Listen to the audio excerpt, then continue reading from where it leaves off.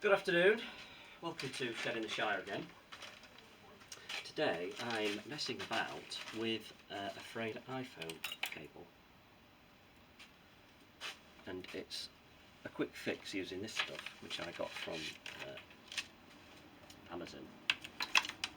And it's no big secret, this stuff, lots of people know about it, so I'm not expecting anybody to be amazed by what I'm doing, but if you don't know about it, then you know this could be useful.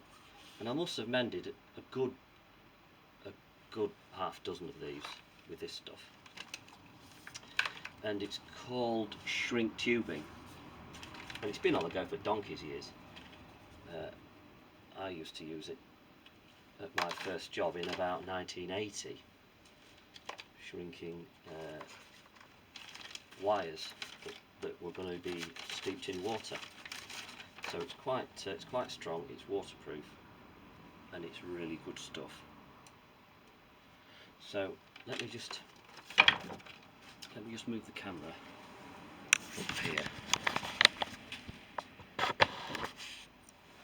So it comes on a roll, or you can buy it on a roll rather. I just bought this bag full, and it's just a miscellaneous bunch of sizes,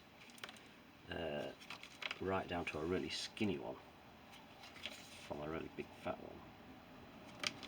So the one I'm going to use is this, because I think it just slides over the end of an iPhone.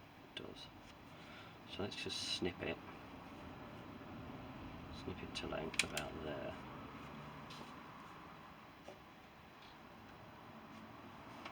Find something to cut it with. Scissors have vanished. That'll do. And then just slide it over.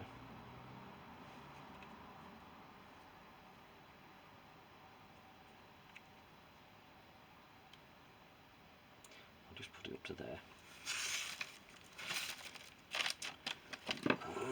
And then just get some heat on it. And you can use a naked flame actually, if you haven't got one of these heat guns, but you've just got to be careful that you don't scorch the cable, which I've done before.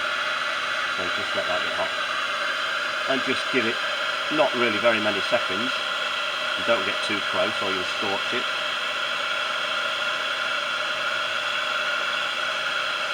And you can see it starting to take the shape as it shrinks, starting to take the shape of the object beneath it.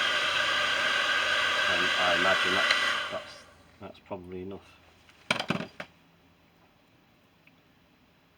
Still a bit soft and floppy, but when it goes hard, it's quite firm and quite stiff, and you finish up with a really quite tough mend. You know, good for another, probably better than it was before you put it on.